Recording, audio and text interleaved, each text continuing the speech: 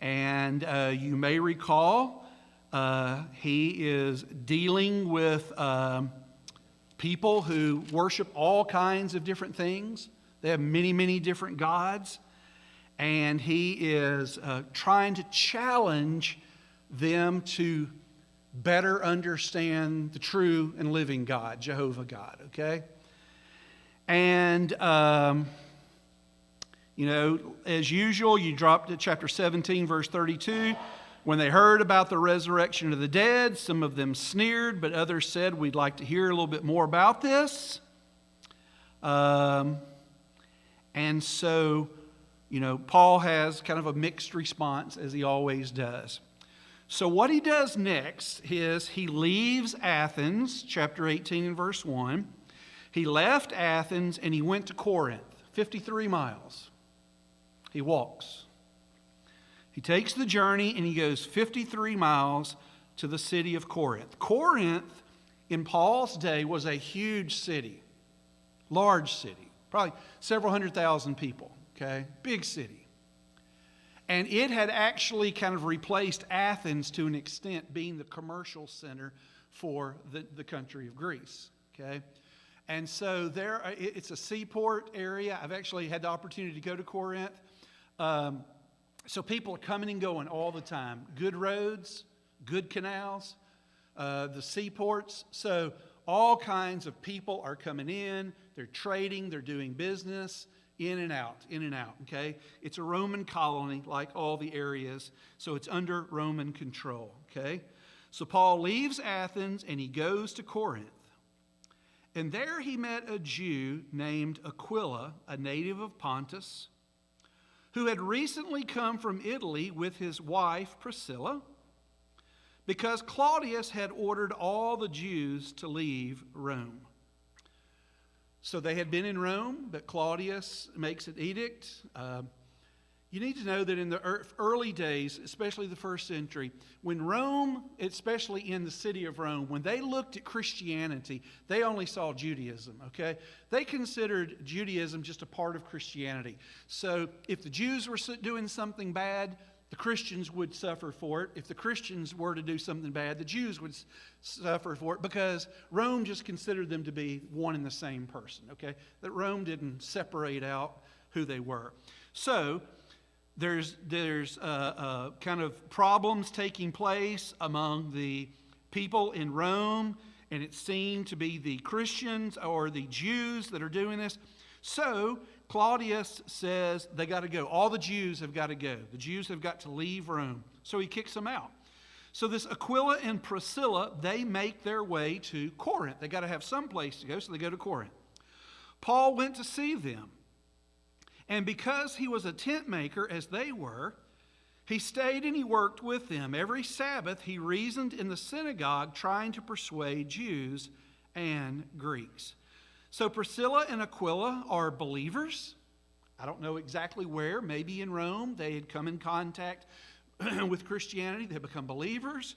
They have to leave their home. They end up in Corinth. They meet up with Paul. They both are in the construction field. They make tents.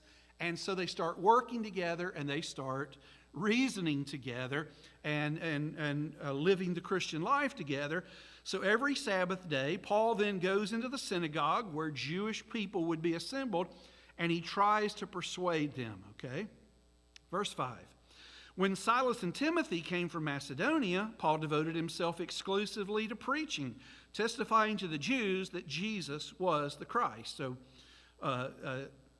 Timothy and Silas show up. They have this offering from Macedonia, which you can read about in Scripture. They bring this money, and they give it to Paul. So now Paul doesn't have to make tents so much. He's able to devote himself to just preaching. So he goes to Jews, and he tells them about Jesus, that Jesus is the fulfillment of all of this, that Jesus is the fulfillment of the prophecies about the Messiah. Okay?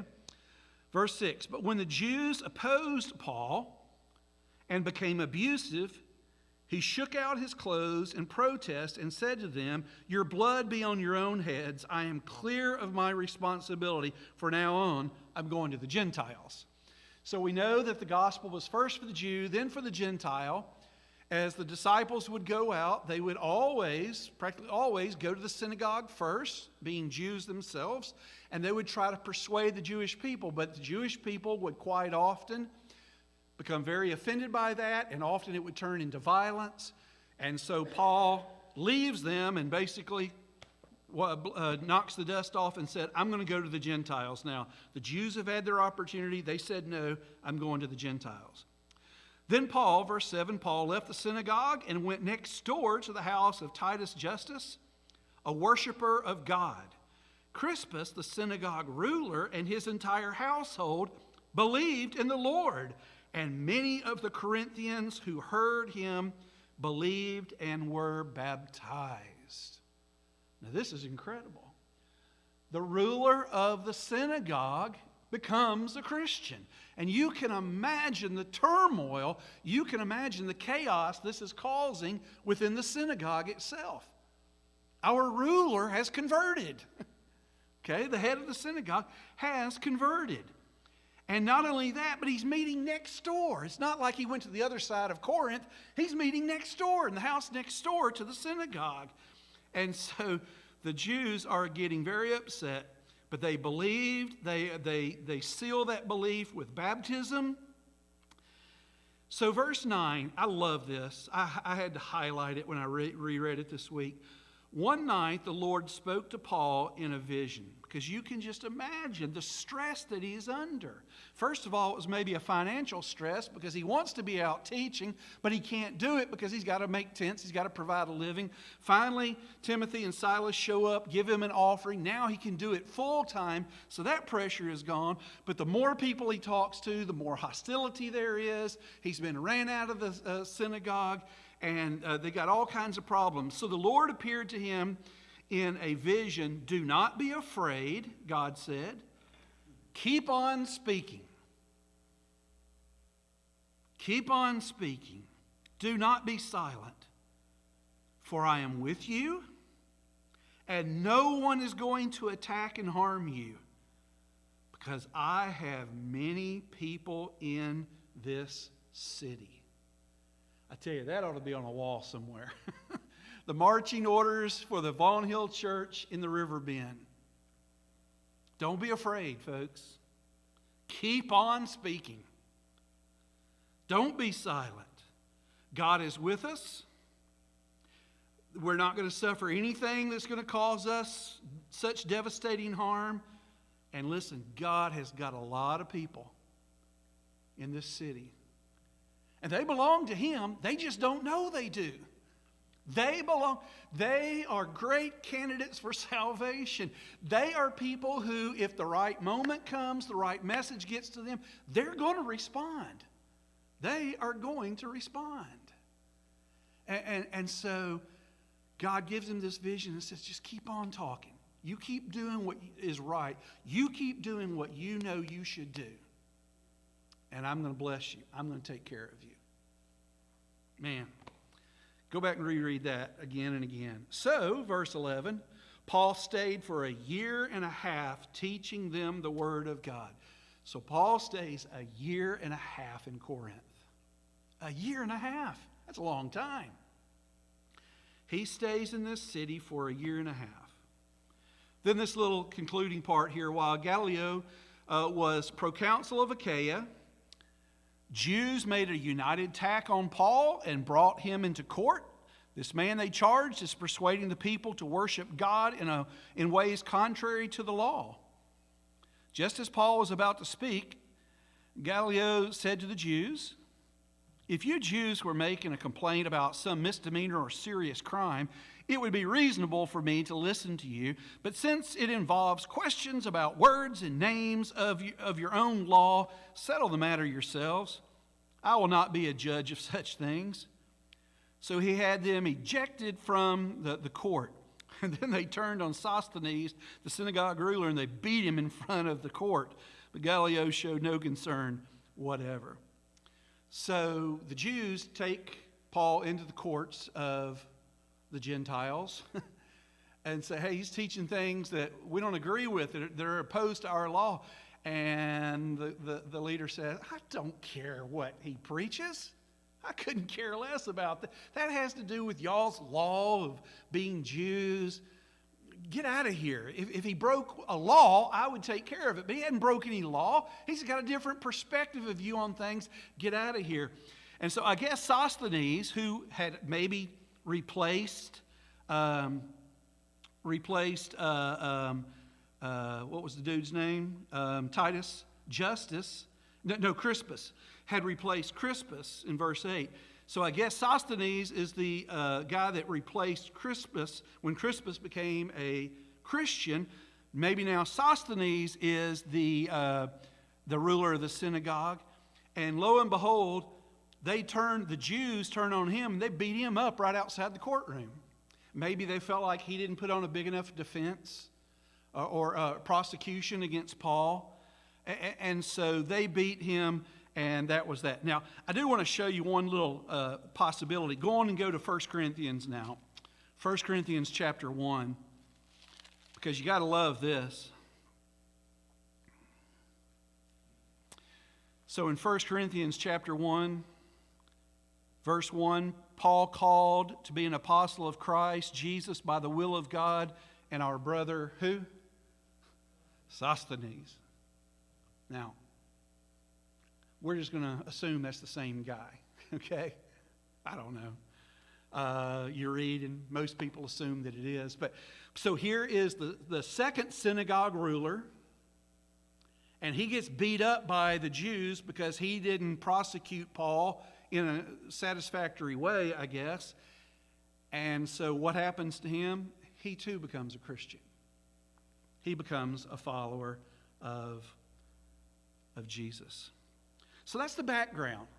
Paul is on his second missionary journey. He ends up going to the Jews first. They kind of reject him. He then goes to the Gentiles, and he is having people coming to Christ. And he ends up staying there how long? A year and a half. A year and a half. Okay? Corinth.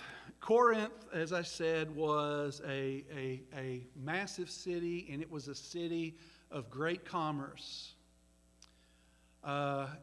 It was also a city of enormous debauchery, wickedness, sinfulness. So up on a hilltop, there is a temple that has been built up there to who is it? Epaphroditus? Who is that? Who is it? Athena? I got it in my notes right here. I just got to find out where I put it in here. It's a temple that they say 1,000 prostitutes. 1,000 prostitutes were a part of this temple. Yeah, Aphrodite. So it says that its tower's 1,500 feet above Corinth. It was the Acropolis of the city. And each evening, so there's the temple of Aphrodite, and she's the goddess of love. And every evening, these prostitutes would come down into the city and ply their trade there in the city. Can you imagine living in a community like that? I mean, can you imagine living in a town like that? Can you imagine trying to raise a family in a situation like that? Can you imagine trying to be a Christian in a community like that? There was a word that was coined all those years ago called to Corinthianize. And this was a term that was just, what would be the equivalent to today, but it was just meant the epitome of wickedness, okay?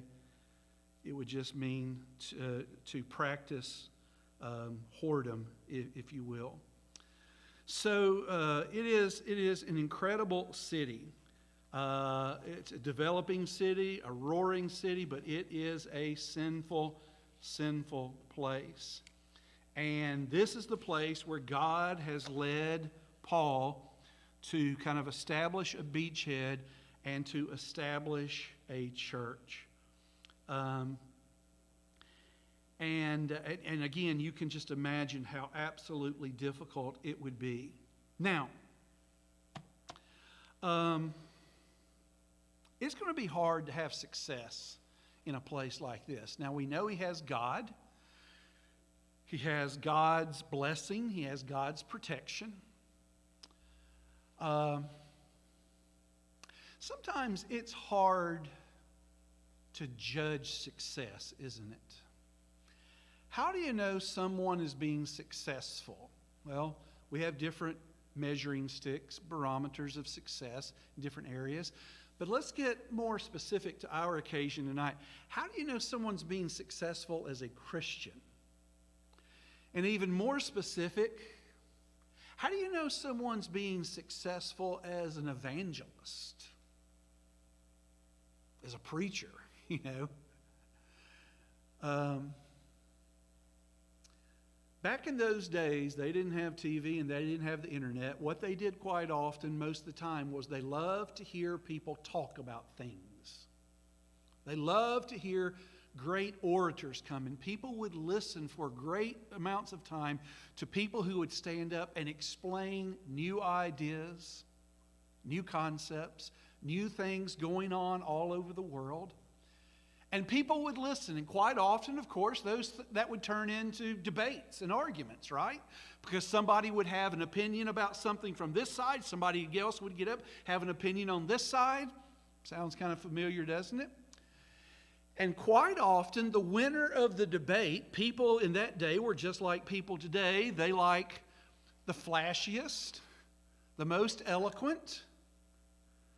They like the person that can turn the phrase the easiest and the best, and they would win the day. They would receive the welcome from the people. The person that was the most polished in their ability to speak and to proclaim whatever ideas they might have. Well, here comes the Apostle Paul. Here comes the Apostle Paul. Now, we've read on many occasions descriptions of the persecutions of the Apostle Paul, and they are horrific. Paul will even describe them in these letters that we're going to be looking at. He has been beaten. He has been stoned to death. He has been whipped. He has been shipwrecked. He has gone hungry. What I'm suggesting is I don't think Paul had a very polished exterior. I would say he was a man who had lots of aches, lots of pains. I don't think his face was, shiny, clear, and clean. I think that he had gashes and cuts and bruises and abrasions all over his body. So here's this old boy. He's going to stand up and he's going to talk to the people. Just before him, a guy in the latest toga has just stood up. And he had just come from the barber, and he's got the nicest hairdo. And he has a speech that he gave in Athens a couple of weeks ago, and he's going to give it in Corinth now. And, he's got it down pat. And here's Paul, and he's trying to tell these people about this man by the name of Jesus. Okay? What I'm suggesting to you is that I would imagine Paul had a pretty difficult time, humanly speaking. I would imagine that if we would have gauged success, let me put it this way, if we were looking to hire a preacher for the Corinth Church of Christ, I'm not sure Paul would have made the cut. I would imagine he was a pretty used and abused individual, if the description that we're given to him is half right. Okay, he went through so much. And so one of the things Paul is going to have to do in these early chapters, and we'll get into it next week. We're just kind of introducing the book this week. But one of the things that Paul is going to need to do and have to do, as I said, is he's trying to get these people to think in a different way. Whatever is the shiniest, whatever is the most polished, whatever is the smoothest, whatever is the flashiest, that's not necessarily the right thing. So Paul is going to have to try to convince them to think not through their worldly minds, but through their spiritual minds, through the mind of Christ. Let me give you a few examples. 1 Corinthians 1 and verse 17. Paul says, "For Christ did not send me to baptize, but to preach the gospel, not with words of human wisdom, lest the cross of Christ be emptied of its power. You really do walk a fine line when you teach or preach. The last thing you want to do is see people out there sleeping and hear somebody snore. And I don't know how many times I've heard someone come up to me and say, I brought my next door neighbor, I hope you're good today, or something like that. Yeah, no pressure, no pressure. The Apostle Paul, I think, has heard that before himself. He says, listen, I'm not coming to you with fancy human words and wisdom, because I don't want anything to get in front of the what? The cross. I want the cross. I want you to see the cross this evening. You know, I want you to see the cross. I don't want you to see, as beautiful as my orange shirt is, I hope you go home tonight talking about 1 Corinthians. Okay? Paul is very, very careful. And that's what I'm saying, that difficulty is you try to present something in a way that will keep people's attention, and I'm going to take my word for it, it is more difficult all the time. Because, you know, watch the TV, and every 1.3 seconds, it changes the camera. Because they know you're going to get bored just like that. So they have to change the tone, and they have to change the angle, and they have to change the volume. They got to do all this to keep your attention. Can I be honest with you? Don't think that people who preach and teach don't think the same thing. I mean, so they do silly things like put easels up there and flip cards over that you could just as easily say, but they do it just so that people go, oh, look, he's got something up there different. It's so that you'll listen. It's so that the audience will listen. And so it's really a fine line between being someone who others will hear and focus and pay attention to, and getting in the way of the message, which is the cross. I'm just admitting it's a challenge. Look in chapter 2 and verse 6.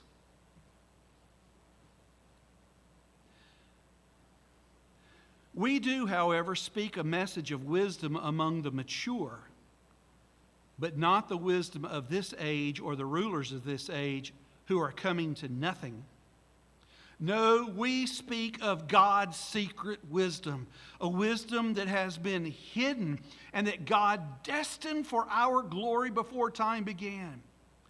None of the rulers of this age understood it, for if they had, they would not have crucified the Lord of glory. However, as it is written, no eye has seen, no ear has heard, no mind has conceived what God has prepared for those who love Him. But God has revealed it to us by His Spirit. Paul is admitting, I know that the philosophers and the influential people of Corinth are probably not going to be impressed with anything he has to say, but I'm asking you to think in a different way. Think through the mind of Jesus. It's going to be tough to do. It's going to be really tough to do.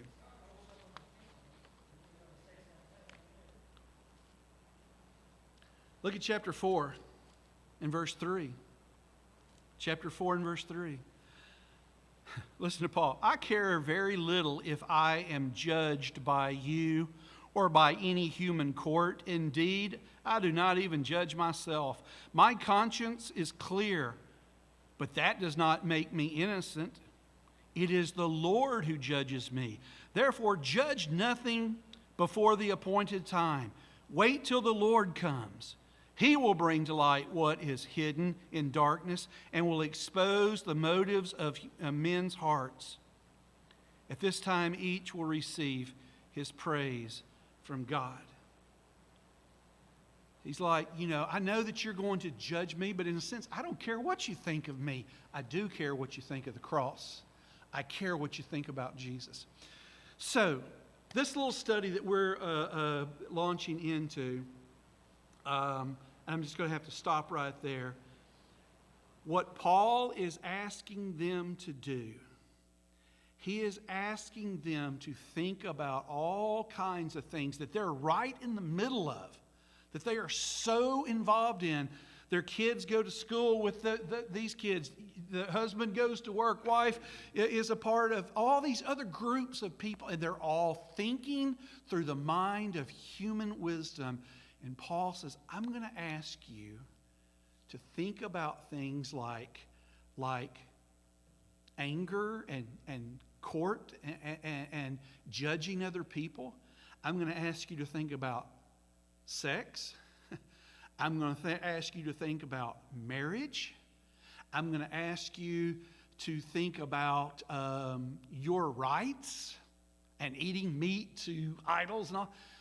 I'm going to ask you to think about those things not the way your neighbor thinks about them. I'm going to ask you to think about these things through the mind and the eyes of Jesus. This is as relevant and as current as today. Challenge. Go home tonight and do something I would recommend you never do. Turn on the news. That's a horrible way to get yourself ready for bed. Let me just say that. Don't do it. But next time you turn on the news, next time you turn on the radio, whatever you hear,